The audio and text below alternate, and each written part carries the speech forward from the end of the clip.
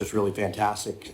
For those of you who haven't been, there's super regionals this weekend, tomorrow night and Saturday, and hopefully Virginia wins both of those and then goes on to the College World Series. But just really quickly, and I'll turn it back to Elizabeth, I wanted to let you know that the reason for the altered schedule this afternoon and tomorrow is that I have an unavoidable conflict tomorrow morning until 11:30, so Carlos will be sitting in on my behalf.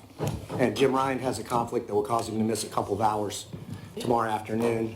His daughter Phoebe is in the semifinals of the state soccer championship, so I thought that was a good enough excuse to go see your senior daughter who's going off to play at Yale.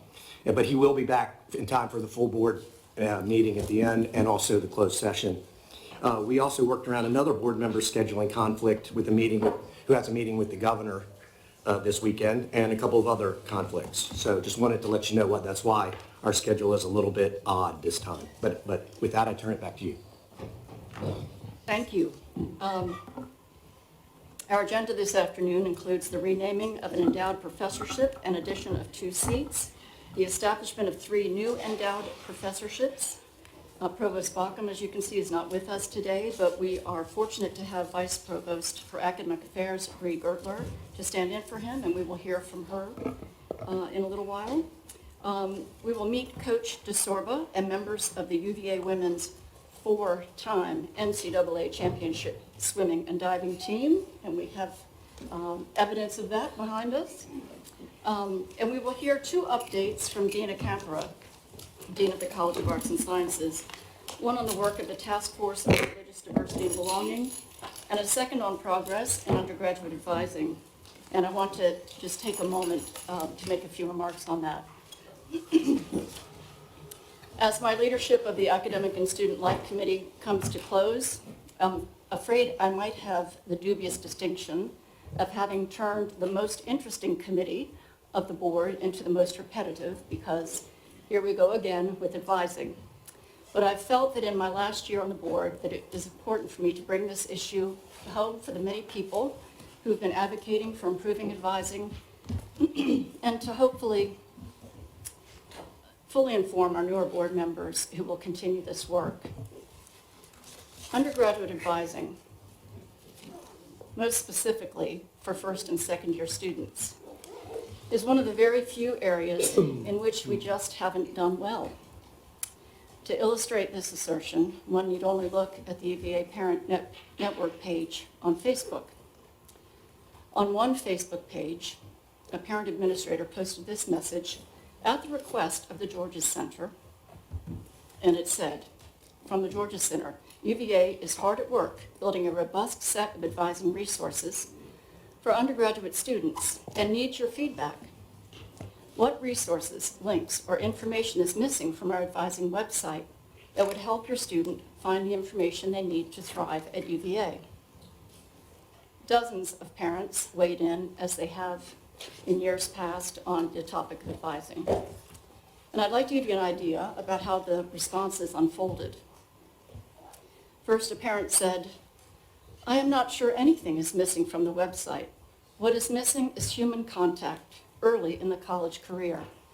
Most people making big decisions benefit from talking them through with someone who has more knowledge than them."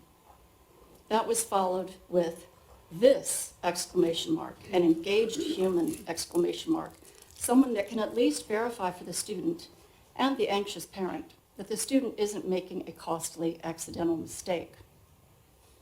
And next, a parent said, "Completely agree, first and second years need real advising in what they think is their intended major, not someone assigned alphabetically or based on dorm." Finally, the last comment I'll relay is, "The school needs a dedicated advising department staffed with professional advisors." An important aside, the fact that the Georgia Center asked for input from parents on advising websites demonstrates the commitment that the staff of the Georgia Center and the Office of the Provost have in improving advising. And the websites have improved greatly, so I encourage you to take a look at them. And while UVA parent opinion on advising is important, most important is the opinion of students. And when you ask an undergraduate student in the College of Arts and Sciences who has been at UVA about their advising experience, there's a common refrain: not good. I have talked to students myself and have heard this time and time again, with some few exceptions, and those are if you have a special status as a Jefferson Scholar and Eccles Scholar, the work needs to be done. There are a variety of reasons for the weakness, and UVA is definitely not alone in its struggle to improve and modernize advising structures in colleges. Undergraduate advising is complicated. For 8 years, Dr. Lateef and I have urged the university to improve advising, and my predecessor in this role, Barbara Freed, threw her support behind the effort and helped to move things forward. The university made a commitment to improve advising as a part of its strategic plan, and they are dedicated to this task. The provost office, under Bree's leadership, has made great strides improving some aspects of advising, most notably through improvements to the website and through the acquisition of new advising software that will hopefully be fully launched soon. The schools of engineering, commerce, and architecture have embedded excellent advising systems, and students, as I mentioned, with special statuses like the Jefferson Scholars and Eccles Scholars boast excellent advising experiences. The big hurdle has been in the College of Arts and Sciences. We are very fortunate that Dean Campera recognized this challenge and dove into devising plans to resolve the issue in the college, where more than 75% of our first-year students land. She presented 2 possible pathways in past meetings, and the dean is here today to talk in a little bit more detail about her progress. And I encourage you to think about questions you may have and present them to her. We will leave time for that, I promise. It is important that the board continue to support fully the efforts of the dean and the office of the provost, and to put gentle pressure on the administration to make sure there is a new day in undergraduate advising at the University of Virginia. So with that, we will move on. And first up is our consent agenda. Thank you, Elizabeth. As our chair mentioned, we have one consent agenda item this afternoon. Materials are in your books, and we'll move through our consent agenda and action items quickly. First item renames a professorship associated with the Miller Center of Public Affairs.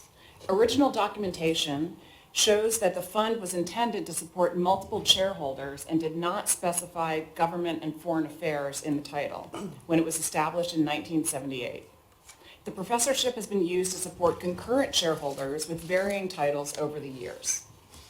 The Miller Center has asked that the name of the professorship be changed to the White Burkett Miller Professorship in Public Affairs, and that the board officially approve it supporting up to 3 chairholders.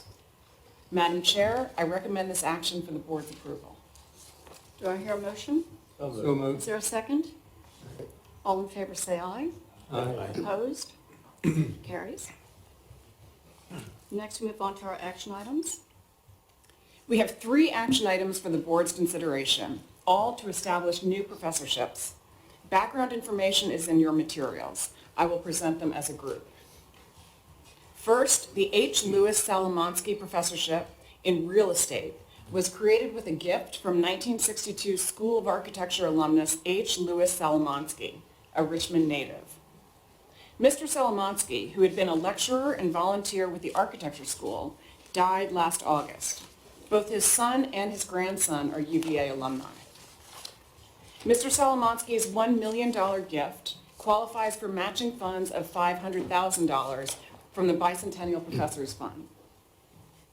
The professorship will be designated for the director of the School of Architecture's Real Estate Design and Development Certificate Program.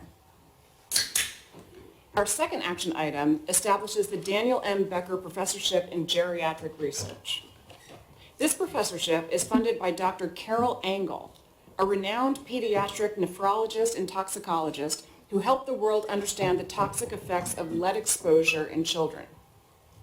Dr. Engel has generously supported UVA Health as an expression of her gratitude for the care that she and members of her family received here. Her most recent gift of $3 million honors Dr. Daniel Becker, who retired in 2018 after practicing general internal medicine, geriatrics, and palliative care at UVA for 33 years. Dr. Engel's gift endows the Daniel M. Becker Professorship in Geriatric Research and provides seed funding for research related to geriatric medicine. Our final action item this afternoon establishes the Mary Ann Pitts Jefferson Scholars Foundation Distinguished Professorship in Mathematics. The professorship is named for the mother of donor Robert S. Pitts, a 1986 graduate of the university who majored in mathematics. Mary Ann Pitts earned undergraduate and graduate degrees in mathematics after her children graduated from high school. She went on to teach math at Montgomery County Community College for 25 years. Mr. Pitts is President and Chief Investment Officer of Steadfast Capital Management.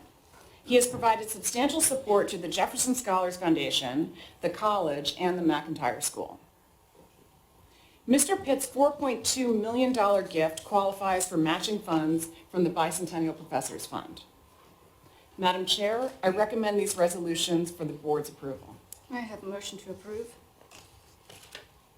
So moved. Second. All in favor say aye. Aye. Any opposed? The motion carries.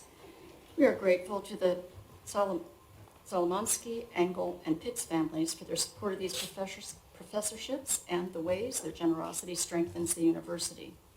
And now we will hear from the Vice Provost. Thank you, Madam Chair. I have a few updates to share with the board this afternoon before we move on to our discussion items. I will keep my remarks brief to keep the board on schedule. I'll start by acknowledging that this has been a very challenging year for universities across the country and for people across our university.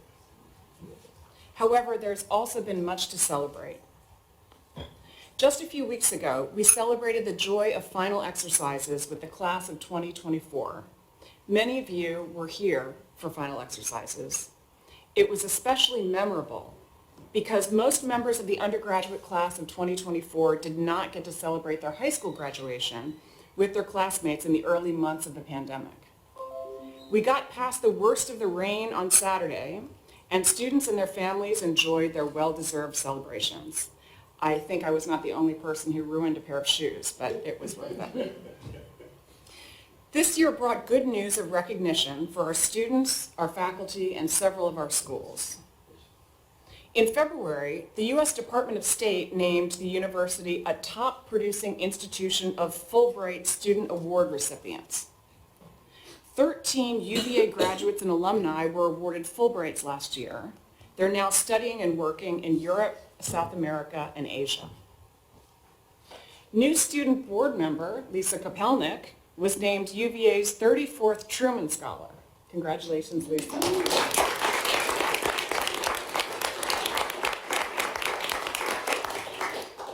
Two other third-year students, Catherine Casaboom and Samuel Crow, received Goldwater scholarships this year. Kristen O'Donohue, who graduated in May, received a James Gaither Fellowship at the Carnegie Endowment for International Peace and will immerse herself in policy research with a Carnegie Senior Scholar over the next year. Another May graduate, Isabella Dressel, was named a Churchill Scholar and will be pursuing a master's degree in chemistry at Cambridge. Grant Giangrasso, who graduated in 3 years in 2023 and stayed on to complete a master's degree in public health, was named a Rhodes Scholar in November. He is UVA's 56th Rhodes Scholar, and UVA is the top Rhodes-producing public university in the country. Faculty members also received recognition this year. There are too many awards to go through them all, so I will mention just a few of the most recent. Professor Catherine Bradshaw was named to the National Academy of Education. Dean Jennifer West was elected to the National Academy of Medicine. Dean West was previously elected to the National Academy of Engineering. Law Professor Josh Bose was elected a member of the American Law Institute. Law Professor Mitu Gulati was elected to the American Academy of Arts and Sciences, along with Cora Diamond, an emeritus professor of philosophy. And now, turning to accolades for our schools, U.S. News and World Report ranked the School of Law the best public law school in the nation. Poets and Quants named the Darden School the top public MBA program in the country. and Darden was named the top overall public business school in the world by the Financial Times. The School of Education and Human Development ranked number 4 among public education schools and number 2 in U.S. News for online programs. 3 individual online graduate programs landed in the top 5 nationally. The School of Nursing also earned high marks with 4 programs ranking in U.S. News' top 25. U.S. News has delayed the rankings for schools of medicine and engineering, but we did learn this spring that UVA's growth in NIH support in 2023 put us in the top 20 public schools for receiving NIH support, and the funds boosted the rankings of 11 School of Medicine departments. As I said, there's been much to celebrate. Finally, I have a couple of updates related to undergraduate admission. We are incredibly fortunate that there is no shortage of highly qualified students who are eager to bring their talents to UVA. Students accepted offers of admission through 3 cycles this year: early decision, early action, and regular decision. We have also been able to extend offers to a number of students on our wait list to bring us as close as we can to our target of enrollment of just under 4,000 students in the first year class. We expect another 750 students to transfer in from other colleges and universities. About half of those are from Virginia community colleges. We will welcome members of the class of 2028 to grounds for orientation this summer. New undergraduate students and their families will be here to attend one of 9 sessions throughout the month of July, and there will be a final session just before most first years move into their residence halls in August. 2 of the July sessions will be specifically for incoming transfer students in arts and sciences. Our new first-year students applied under the test optional admission practice that we've had in place since 2020. We're paying close attention to how standardized testing is being used in a post-COVID world. Some universities have returned to requiring SAT or ACT for undergraduate admission. We are waiting until late this fall to decide whether we will return to a testing requirement. In the interim, we have a group, including faculty with expertise in higher education data, who will help us to gather and analyze the objective evidence that will inform our decision. That decision will be effective for the class that will enter the university in 2026. This will allow students to plan and give them the flexibility to test when they're ready, and more than once if they would like. We will update you on this work in the September meeting. Steve Farmer, who's here with us today, is leading this work, and he would be happy to hear any thoughts that you may have about this. Also related to admission, you may recall that Steve Farmer spoke with the board last June about the All Virginia program pilot. The program's goal is to increase applications from truly outstanding students from the most disadvantaged Virginia high schools, where students were applying to UVA at lower rates than students from the least disadvantaged high schools. Steve's team identified 40 high schools across each of the 8 regions of the Commonwealth as defined by the Virginia Department of Education, and increased engagement with those schools. By using this framework, we're reaching all regions of the Commonwealth. We are delighted with the results of the pilot. Applications from those 40 schools increased by about 1/3 compared to last year, and more of the admitted students are choosing to come to UVA, resulting in an 83% increase in enrollments from those schools as compared with the previous year. About half of the students from those high schools who are enrolling are first-generation students, and all of them have earned their place on the strength of their academics and their character.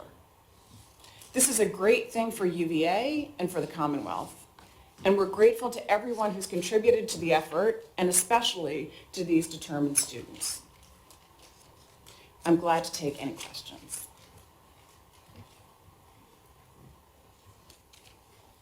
Okay. Let's move on to discussion items. Okay. Madam Chairman, Oh, under I'm the sorry. This Just In news category, the son of Mr. Salomonsky just sent me a text and said, "Dear Steve, please convey to the board our sincere appreciation for what you have honored my dad with. Please make them aware that of all of his accomplishments, teaching at UVA was held to be the highest of everything in his life by him. Thank you so much. I know he is smiling down on this." Thank you for sharing that, and thank you again to the Salamanskis. I'm pleased to introduce representatives of the UVA women's swimming and diving team, along with head coach Todd DeSorbo.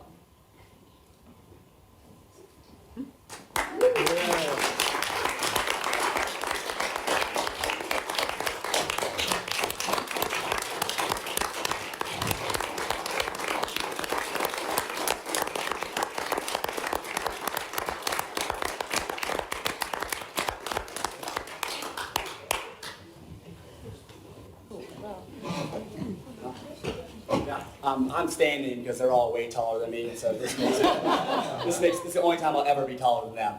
I'm Todd DeSorbo, the head swim coach. I was intending on telling a great story, but they say that I'm terrible at storytelling, so I'm not going to do that because they don't want me to embarrass them. So I'm just going to let them introduce themselves, and then we'll take questions and answer anything you guys might want to know. But I do want to say thank you for having us in here. I know this is a really prestigious group of people that mean a lot to the university and do a lot for our university and have a lot of influence on our university. And also, I know you guys support athletics tremendously, and we really appreciate that. So appreciate you guys having us in and giving us a little bit of time. And I'll let these young ladies introduce themselves. Hey everyone, I'm Izzy Bradley, a rising third year Charlottesville native. I'm studying in the education school, major called Youth and Social Innovation. Just want to extend another thanks for having us. It's really great to be able to put faces to names of some of our biggest supporters. It really does not go unnoticed. We feel your support in and out of the pool, so thank you again for having us. It's really neat. Hi guys, I'm Gretchen Walsh. I'm a rising fourth year, which is crazy to say now. I'm a Nashville, Tennessee native, and we just want to update you guys on what we're doing right now. We have Olympic trials starting a week from Saturday, so we're currently starting to taper and rest a little bit, which I'm very thankful for. But I leave Wednesday because I swim the first day of the meet. I'm doing the 100 fly to get things started, but we will have 30 people who are currently on the team representing the swim and diving team there, but we'll also have 50 in total representing the university who are either incoming on the team currently or recent alumni. So we're excited to have a big group, and last time I was there I was the only person on my team, so I'm looking forward to just feeling that support on deck the entire time because it's pretty intimidating. So. Hi everyone, I'm Ella Nelson. I just finished my master's degree actually, so been here on the swim team for 5 years now. Was able to take a 5th year of eligibility because of COVID. So I got my undergraduate degree in kinesiology and got my master's degree in biotechnology. Finished up, I guess it was exactly a week ago today. So officially finished with school. I'm from Nashville, Tennessee, also with Gretchen. And yeah, we're really excited to be here. Actually, I wanted to share an experience I had yesterday with you guys because it just made me reflect on how special it is to have people like you supporting us and the community in Charlottesville supporting us.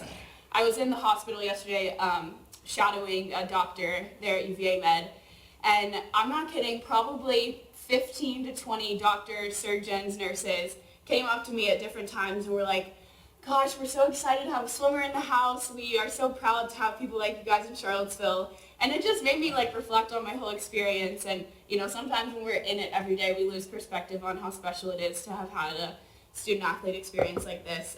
But it wouldn't be like that if it weren't for people like you and for the community in Charlottesville. So it was just a cool little thing that I experienced yesterday that I wanted to share with you guys. But yeah, while we're here, we're happy to answer any questions about swimming, Olympic trials coming up, our season, our experience as student-athletes, anything like that. Any questions? I had one question. Uh-huh. Who's got our 4th trophy? It's there. It's there. Is it? Where is it? It's hidden. They're there. I only see 3. Where's it on the floor?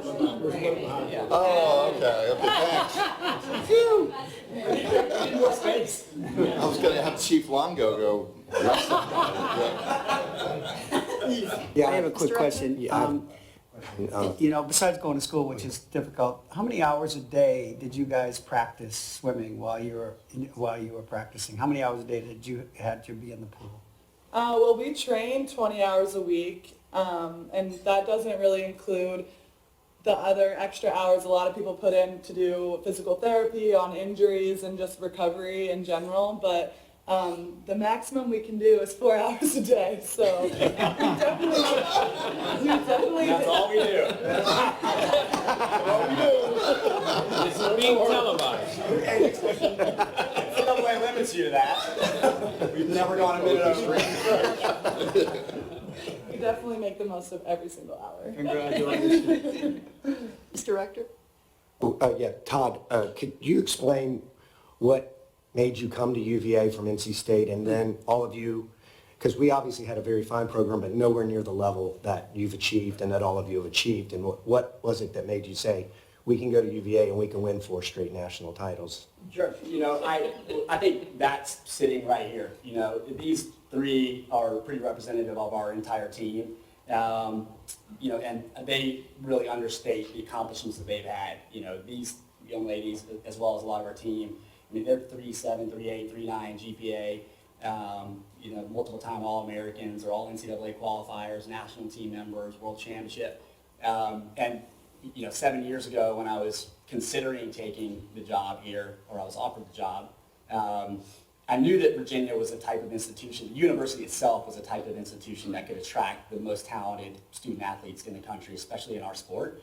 You know, I kind of looked at it as a, you know, sister university to Cal Berkeley. And Cal Berkeley, obviously, other side of the country, but similar academics, but they had a swimming and diving program that was performing, you know, winning national titles and producing Olympians. And in my mind, the University of Virginia is not very different than that. Plus, I saw being in NC State and competing in the same conference every year, I watched from across the pool. And we recruited against Virginia, and we lost a lot of recruits to UVA simply because of the academics. And, you know, so I think I was confident that the academics coupled with some energy from a great coaching staff that might not be the greatest coaches, but probably can have more energy than anybody in the country, would attract, you know, fantastic young people like these young ladies here, and we would be able to do the things that we have done. Never in a million years would I have thought we would do it in just 3 years. You know, it's been, you know, Ella talks about, you know, just having reflected on what this program has accomplished, but nobody's done it as quick as these women have done it. So I knew we could get there, but I figured it might take, you know, 8 or 10 years, and it's only been 7, and we won 4. So it's pretty unbelievable. But the university itself is a lot of the reason why they came to Virginia. It wasn't necessarily me. You know, certainly it's the team. You know, they really enjoyed being around the other team members. But UVA attracts. We can get our foot in the door with any top-level recruit because it's the University of Virginia. That will get us in the door, and then obviously we've got to sell it and close it. But compared to NC State, you know, we couldn't get in the door with a lot of recruits. I have a question for the coach, if you don't mind. What leadership nuggets can you share with us about building and sustaining winning I want teams? to ask them that. I'm not sure I got the best leadership qualities. You know, that's a hard question. Swimming is a sport that is, you know, I say this all the time. It's not, you don't play swimming. I grew up playing soccer, and I swam as well, but I loved playing soccer. It's fun. You're out there, you know, you're on the field, you're having a good time, you're laughing. You know, you stand around a lot. You don't have to actually work that hard. I'm not saying that soccer players don't work hard, but I didn't work all that hard when I was playing soccer.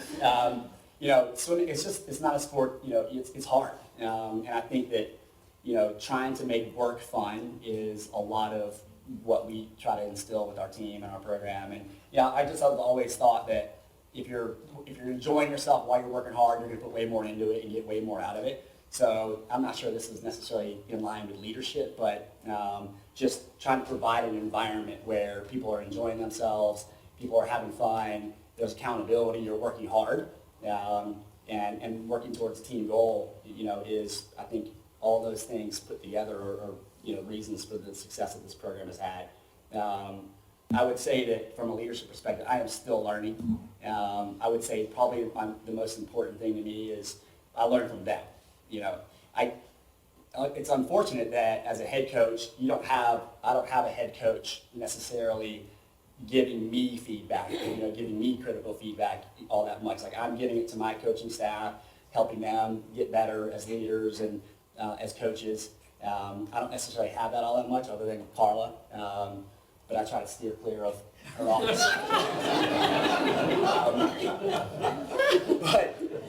But I think, from a leadership perspective, I think learning from the people that you're supposed to be leading is the most important thing. I talk to them all the time, and I ask them, tell me what I can do better. I hear all the time what I'm really good at. I don't need to hear that anymore. Tell me what I can be better at. What can I make better for you? What can I make better for the team? How can I make the environment better? And obviously there's a fine line between making things better and having a lot of fun and not doing work, but I think to me that's the most important thing, is just getting feedback from them, honest feedback from them, and trying to build relationships with them where they feel comfortable giving me that feedback. Because you guys all know this, right? It's hard I don't even like to do it, right? It's hard to have those conversations where you're like, hey, you need to do this better, or you need to be better at this. So I try to be open to those conversations and take that feedback, and sometimes I'll make the changes and sometimes I won't, depending on if I feel like it's the right thing. But I think that listening to the people that are in front of you is the most important thing.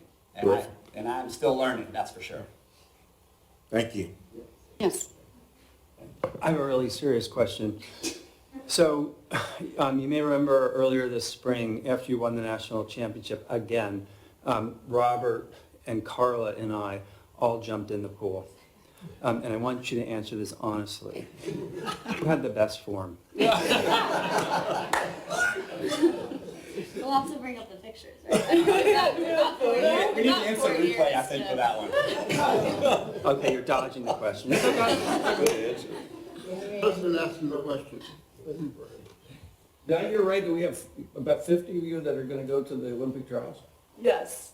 So what odds on up, how many Wahoos do you think we will have swimming in the Olympics? So we have about, that's a lot, we have 50. It's really hard to make the U.S. Olympic team. If you make the U.S. Olympic team, you are one of the best in the world.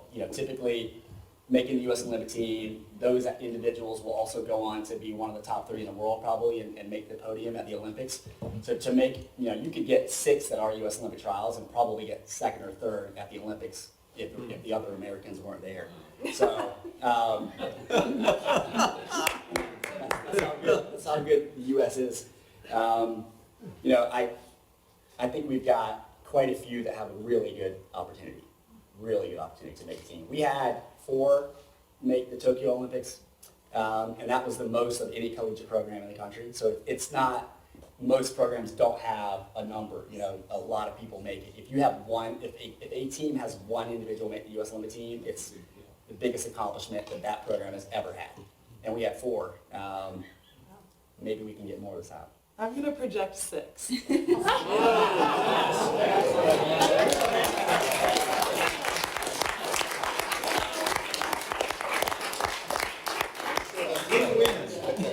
Not to mention women's head coach. Yeah. There we go. The 7s. Yeah, I'm one of those 6. Coach, we appreciate so much your coming by, and Gretchen, Ella, and Izzy, we thank you so much for spending this important, rest period with us. We'd keep you here all day long if we could. We've got to do a lot less interesting things. We so appreciate your coming by. We wish you all the best in the future. You really have made us proud. Thank you for elevating UVA women's sports as you have, and we look forward to another trophy in the future. I feel pretty good on that. Well, thank you for having us. Yes, thank you guys.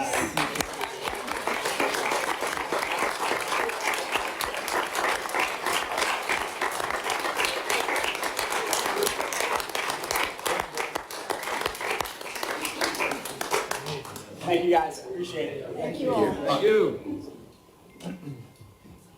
All right. No, I'll be brief here. Okay. Our next item will be an update on advising in the College of Arts and Sciences with Dean Krista Akampora. I will start just with one update about Stellic, which is the advising platform that we demoed for all of you in the last meeting. This platform will enable us to help advisors collaborate and will assist students in academic planning. And we are now beginning to roll out Stellic. This summer, entering students in the engineering school, as well as the inaugural class of undergraduates in the School of Data Science, will begin using Stellic. In the fall, Stellic will be available to all first-year students at the university, and next spring, it will be available to second and third-year students at the university. So we are deep into implementation and rollout. Dean Akampora is here this afternoon to share more about changes related to undergraduate advising being implemented in the college. Krista? Thank you so much for that. I did need to adjust the microphone. The dean is not as tall as champion swimmers. I just wanted to start by where I left off the last time that I met with the board in thanking you, and particularly thanking you, Chairperson Cranwell, for caring about this issue so much and for so long. You really have made a difference, and you've created a wonderful platform for me to create change that I think will benefit generations of students to come. So I'm really, truly grateful for that. So although the board has been talking about this topic for going on 10 years or so, I've just been part of the conversation for around about a year, and this is the third presentation in a year's time, and I thought it might be helpful to just frame that journey so that you can understand what is the work that we're doing and how are we thinking about what are the next steps. And I also wanted to remind you about the big picture that's here for me, the why and how I'm motivated to really see change and what it is that I think is at stake in getting it done, hence the title of my presentation, actually all three times. So I really mean it. Improving advising is not only the right thing to do and a good thing to do, but it's intrinsic to my thinking about what can make the college and the university great. So in short, I want you to understand why getting it done really truly matters to me and just how determined I am to make it happen. Here we are. It works. Back in September, I shared my understanding that the pathway for UVA to become the #1 public in the nation and among the very best universities anywhere in the world runs directly through the college and the Graduate School of Arts and Sciences.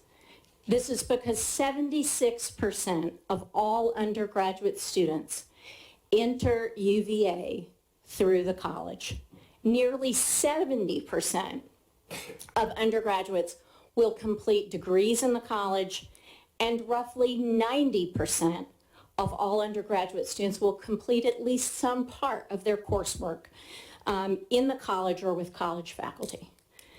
Since our entering class numbers hover around 4,000 students, this is an enormous responsibility. Back in September, I shared with you that the 2030 vision for arts and sciences is to deliver an undergraduate experience that's second to none and an unprecedented achievement in public higher education. I like to think big. So I scoped out how I'm thinking about that vision, the features of what would constitute a second to none undergraduate experience, and and unprecedented achievement in public higher education. I talked about the engagements courses, the academic experience that first-year students now complete, and how we managed to reach full scale for all first-year students just this year after about close to a decade of iterating, experimenting, and then trying to build it to scale. The engagements are short courses, half a semester in length, and students complete 4 of them in their first year. And these courses introduce students to big ideas, to thinking for themselves, and connect them with each other and with the opportunities that lie ahead of them at the university. Because it's open only to first-year students, and because some of our very best faculty are teaching in the program, it is really preparing them for a great start at the university. When I arrived at UVA back in September of 2022, I looked at this and I thought to myself that this resembles a kind of experience that's really only available to students in an honors college, especially in an institution of our size. And that prompted me to think some more about what were some other common features of an honors college and whether we could build those experiences also into a vision for the college at UVA. So the last time I talked to you, I also mentioned those features, and I just want to bring them to mind as part of this story. They tend to have 4 things in common: a signature first-year experience, like our engagements, innovative academic pathways that give students access to interdisciplinary exploration, capstone experiences and learning opportunities, including intensive research, study abroad, internships, and increasingly opportunities for supported ventures in innovation and entrepreneurship. And 4th, high quality academic advising to make those opportunities fully accessible to students. Now, if you invite me back, I'll tell you a little bit more about how we're doing the other 2 things.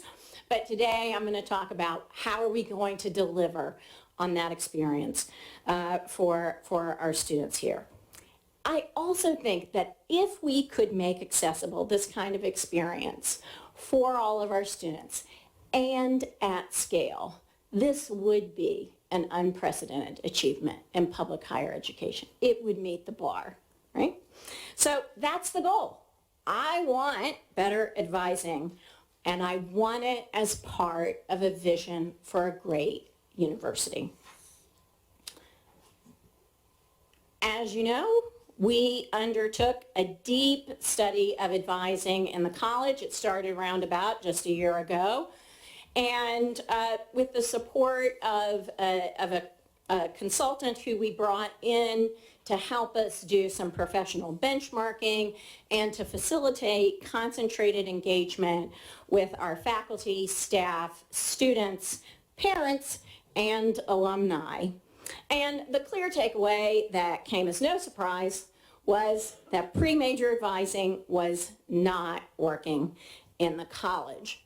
And importantly, to me as a dean, looking at national survey data of the student experience in the research university, our students were reporting year after year that their advising experience did not meet the same quality of academic experience that they were getting overall at the university. I took this as a really serious problem and challenge. The study that we completed helped us to sharpen our aspirations for creating an advising experience that was on par with that academic experience that we make available to students. And to help us clarify the concrete goals for academic support, to build models for how to provide it, we relied quite heavily on that expertise so that we could also have an opportunity to assess the kind of resources that it would take to achieve those goals. Back at the February meeting, we shared that we had explored adopting 2 different models One that would rely on professional advisors who would not have any faculty responsibilities, and another that would connect pre-major advising with the academic experience of the engagements. Importantly, professionalizing advising, but still drawing on faculty expertise and opportunities for that relationship building that is so important. I shared the full report of the external consultants with the entire academic community, and then I spent the better part of 3 months in meetings and presentations, engaging more than 1,000 different faculty, students, staff, alumni, parents, and other university leaders. I got an earful all along the way. And after that broad consultation, I announced my decision to move forward with the model connected with the engagements. And we leapt into action for implementation. In putting students at the center, for students and strong connections at the center, by continuing to have strong relations with faculty, this new approach is fundamentally relationship-based. We're providing more support for advisors. That work is already well underway by creating a community of practice that involves training and linking learning outcomes with advising, identifying metrics for success, and providing ongoing assessment and improvement. Because it's connected with the engagements, we're able to support early, strong relationships among students and advisors, creating sustained and constant connection, not just one-off interactions when students need to register for their courses. By integrating advising specialists, who we are actively recruiting right now and developing among our staff on our team already, we'll be able to meet the needs of special populations, including transfer students, students with interests in pre-health and STEM fields, military-affiliated students, and students in academic distress or those with complex academic circumstances. The new model will include introducing tools that will help students get more information on their own, introducing them to things like STELIC, and linked with academic and career supports right from the start. Back in February, we shared the ambitious timeline for implementation, which includes piloting the new model and providing this experience for all incoming first-year students. I am very happy to report that we are fully on schedule, and we're already deeply involved with getting ready to connect incoming first-year students with trained advisors as early as orientation, which begins for us in the college in just a couple of weeks. I'll simply add at this point the response to our recruitment efforts for people to be involved with this activity has been nothing short of remarkable, including faculty and staff who are already here, as well as talent that we're recruiting in a national search. This bodes well for success. Finally, just to paint a portrait in sharp relief, we are moving in the college from a system of randomly assigned students to faculty who are essentially voluntold to do pre-major advising and with very little training and support, to one that is designed to support that aspirational vision that I started my remarks with just a moment ago. And finally, I will say that we are well on our way toward creating an advising community that fits the needs and our vision for excellence. We're actively recruiting some truly talented national talent to come in and provide leadership that centers the student experience for a new director of advising.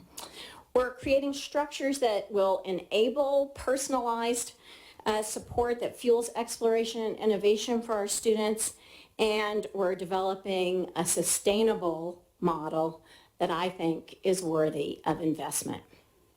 And with that, I'm happy to answer any questions. You're here. Are there any questions for the dean? I just have a quick question. How do you measure success after the children graduate, or the kids graduate from school? How do you go back and measure whether your advising and your programs actually worked in the real world? How do you do that?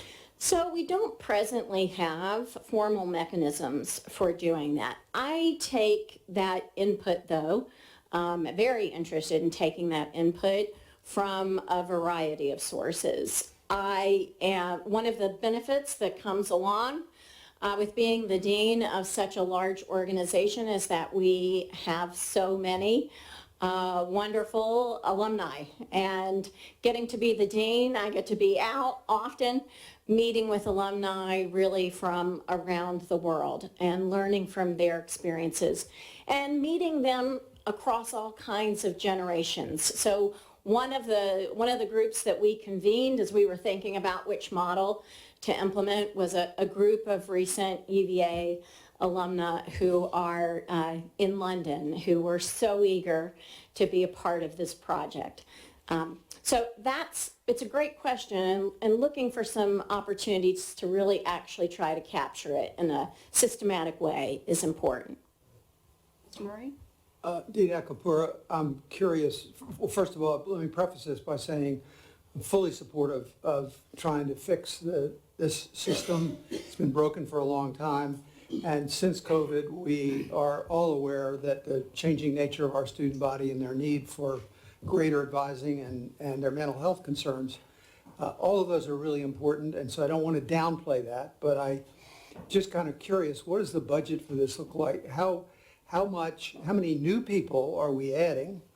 And then how many people are reducing their teaching load in order to take on more advising? Do you have a budget for personnel? I have a budget, yes, sir. It was really important to me as dean to make sure that we understood the financial impact of our decision making. So I made it clear to the consultant from the outset that every model they built, they needed to help me understand the ongoing and new costs that it would bring.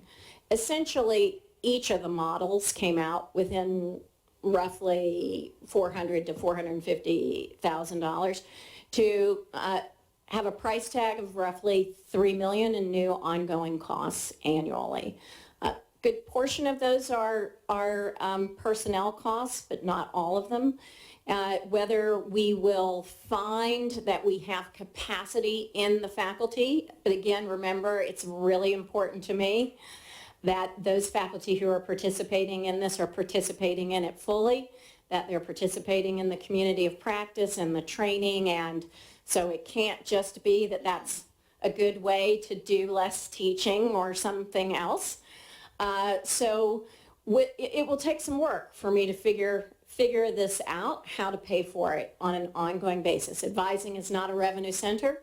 So it's not going to generate any extra tuition for me. My options will be to either try to raise some resources to help support it, collaborate together with partners in the provost's office, or figure out how to capture some of that from other things that we're doing that we will have to stop doing. Thank you. Other questions? Yes.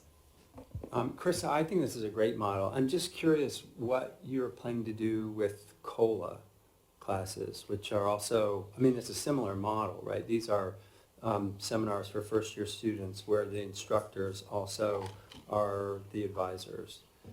Absolutely, it's a great question, and the COLA classes, to some extent, were a model for us to try to have a point of comparison as we were thinking about the professional advising model.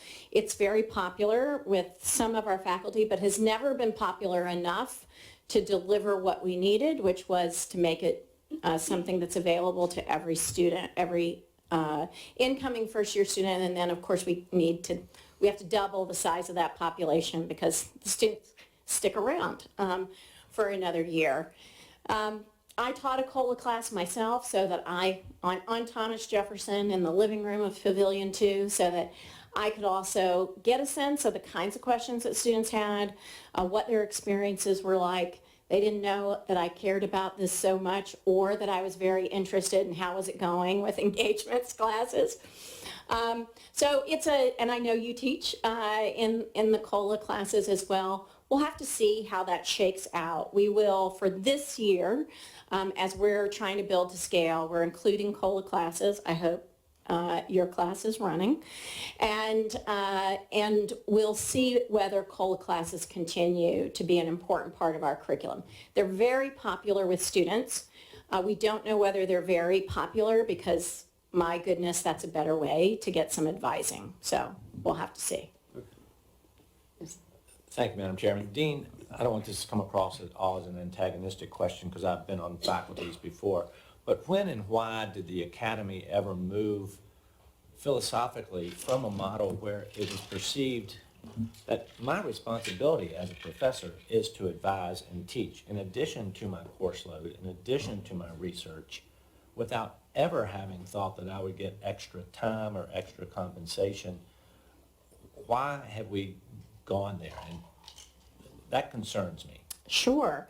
And I don't perceive it as antagonistic at all. I think it's a great question to ask. As I looked at what were we doing currently, and what explained why it wasn't working. It wasn't working. I didn't see it necessarily as a problem with people or personnel. I think we were getting the results that we designed for. And the model that we had is something that is appropriate for a much smaller, small liberal arts college that has fewer students and a smaller curriculum. You know, the college is larger than most universities in the world. It's a big place. And we offer the full spectrum of academic activity in the liberal arts and sciences, more than 60 different degree programs within the college. I advised students as a faculty member for more than 20 years.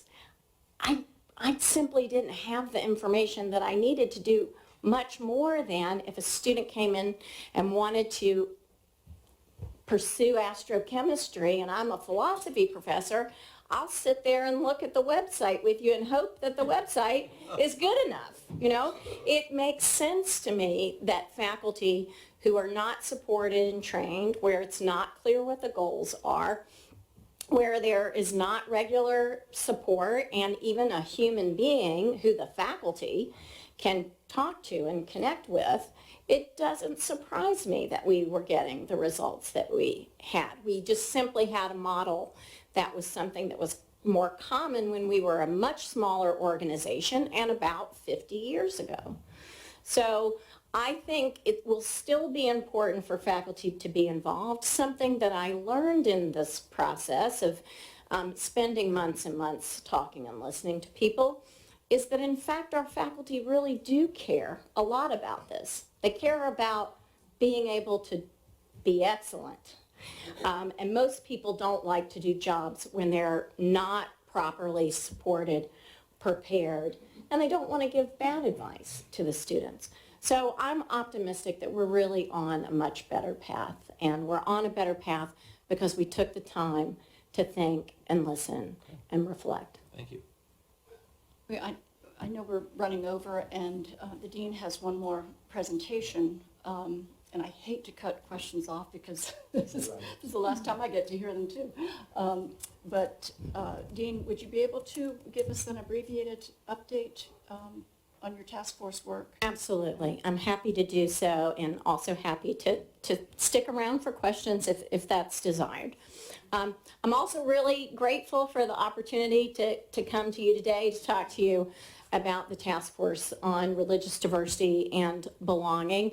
And the committee is still at work. It is still working on formulating its recommendations, but I'm happy to share with you what we've done, how we organized ourselves, and to give you a sense of how we are thinking about our recommendations.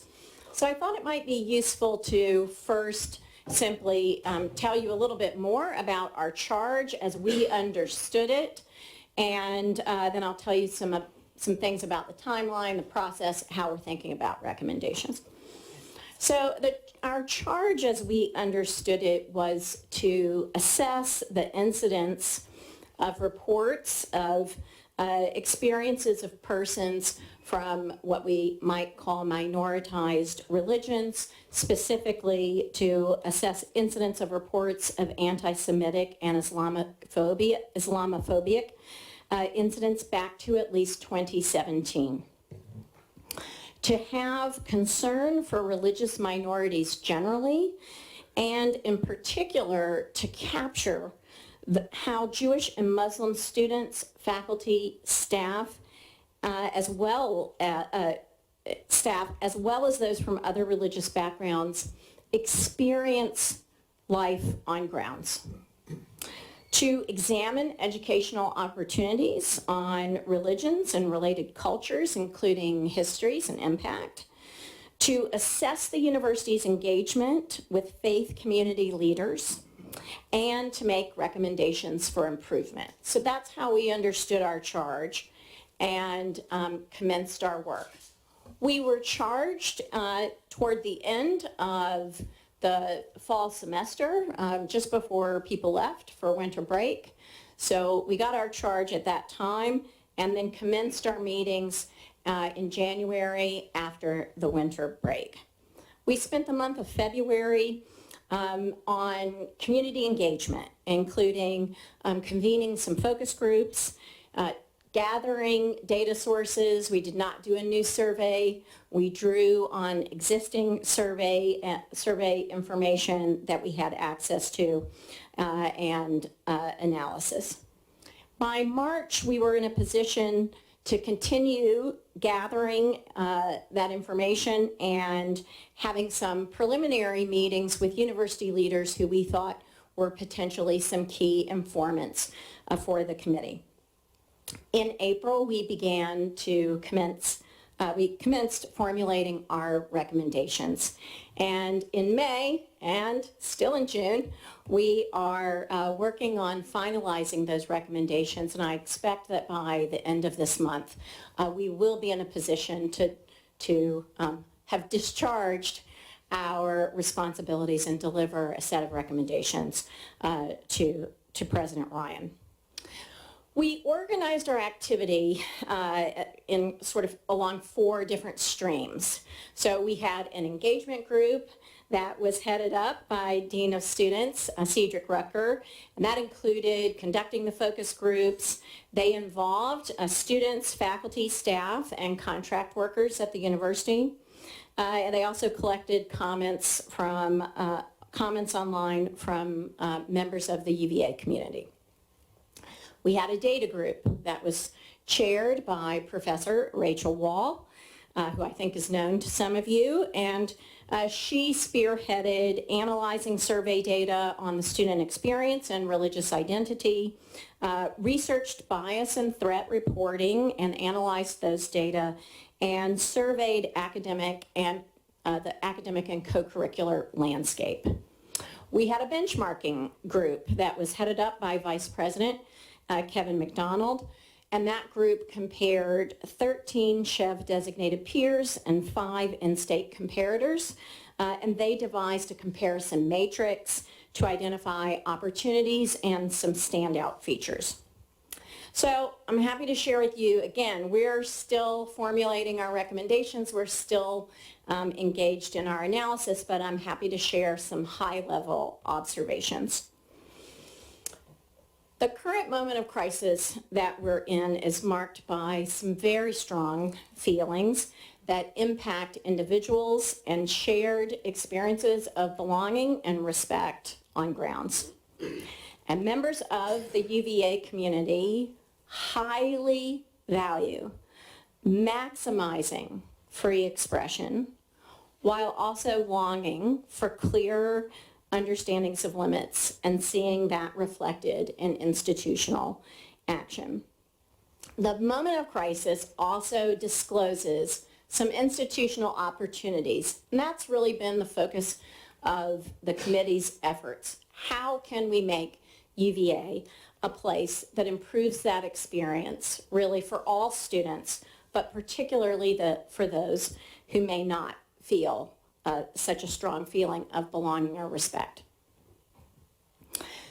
These institutional opportunities include religious identification and related cultural connectivity are important dimensions of diversity within the UVA community, and they could be explicitly integrated into the university's inclusive excellence practice and its academic offerings. The capacities for constructive dialogue and learning across difference enhance the institution's responsiveness and resilience in moments of crisis. And this could be strengthened at UVA through academic offerings, co-curricular programming, training, and modeling. Both Jewish and Muslim members of the community do have experiences of grounds that differ from experiences of others in the community. We knew that. That was a reason for charging the committee in the first place. They do have different experiences from others in the community and from each other. And the reasons for this could be examined and addressed more regularly and not only in moments of crisis.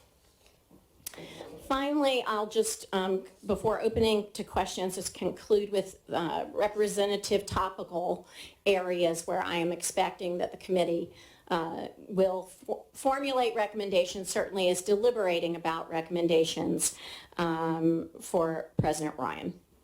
The first is around support services for students, faculty, and staff that are connected with meeting the needs related to religious identification. Thinking about opportunities for gathering and strengthening connections across grounds. Focusing on academic programs, courses, and academic events. Looking for opportunities for greater community engagement, including convening religious leaders in the community more often and making sure that we're welcoming for visitors to grounds. Expanding our inclusive excellence capacity, including religious diversity in inclusive excellence. Thinking about religious accommodations and access to religious accommodations more broadly. Thinking about the relevance of expressive conduct, speech and events, and especially as it relates to our institutional values and reflecting those values. Thinking more about reporting and bias incidents and examining persons' experiences with those processes. Looking at communications, including university statements and other types of communications. And I know that there are other committees who are focused on that, so we're not necessarily making recommendations about it, but simply pointing out the ways in which our work intersects there. And then also thinking about safety and security.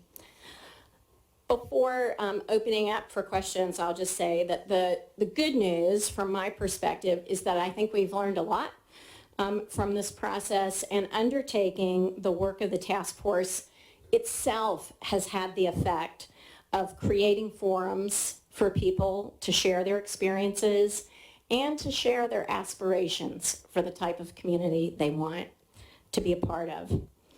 I also believe that the committee's ultimate recommendations have the potential to be effective in creating real and lasting positive change, and we should do it because we want all members of our community to have a positive experience here at the university.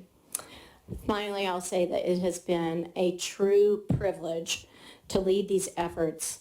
It's an extraordinary committee. I've worked with many committees in my nearly 30 years in higher education. This one conducted itself with exceptional empathy, sincerity, and integrity.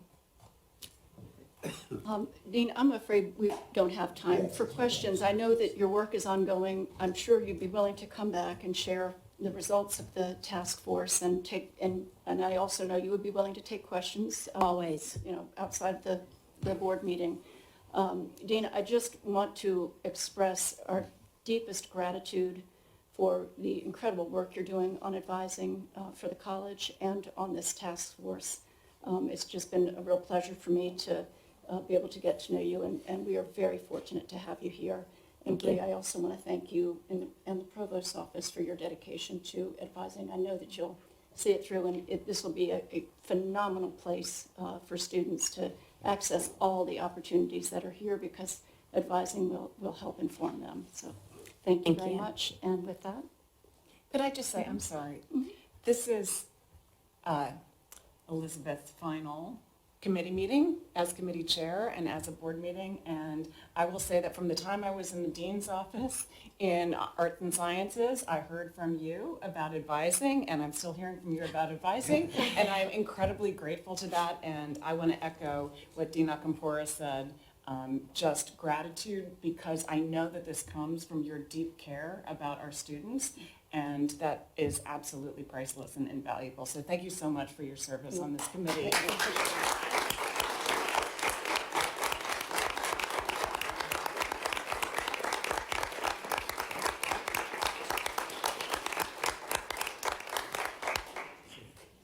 I'd like to end on a high note. Meeting's adjourned. Okay. Mr. Payne? Sorry we took a little bit of your time. Could you give me 2 minutes and I'll get. Yep. Something that's this big and complicated.